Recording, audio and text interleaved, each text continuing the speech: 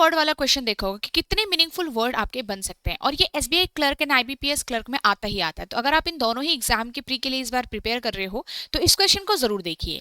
आपके पास कहा गया है कि if an English meaningful word can be formed by using second, third and sixth and ninth letter of the word furniture, then what will be the third letter. तो सबसे पहले third letter पूछा गया है कि अगर आपसे एक वर्ड फॉर्म होता है, बट साथ में कुछ और भी कहा गया है कि अगर कोई भी वर्ड फॉर्म नहीं हुआ मान लो इन लेटर्स से, तो आप अपना आंसर में मार्क करना x, और अगर एक से ज्यादा आपके वर्ड फॉर्म होंगे तो आप करना z, क्योंकि अगर एक भी फॉर्म नहीं होगा तो थर्ड लेटर तो आएगा ही नहीं, और एक से ज्यादा वर्ड फॉर्म हो गए तो थर्ड लेटर किसका बताओगे। तो इसलिए आपका यहाँ पे इस तरीके से क्वेश्चन दिखता है आपको एग्जाम के अंदर, राइट।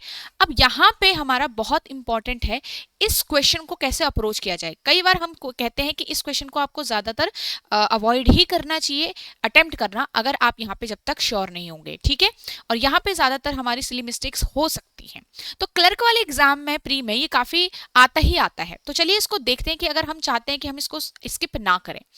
आपके सामने कहा है second, third, sixth and ninth. तो इस वर्ड का सेकंड है यू और थर्ड है आर, सिक्स्थ हमारे पास है टी एंड नाइन्थ है हमारे पास ई। तो इन लेटर से हमारा क्या बन सकता है, तो ट्रू, TRUE सबसे पहले हमारे माइंड में ये आ गया। अब हो सकता है कि इससे ज्यादा लेटर भी हो सकता है इससे ये इसके अलावा कोई लेटर हो ही ना, राइट।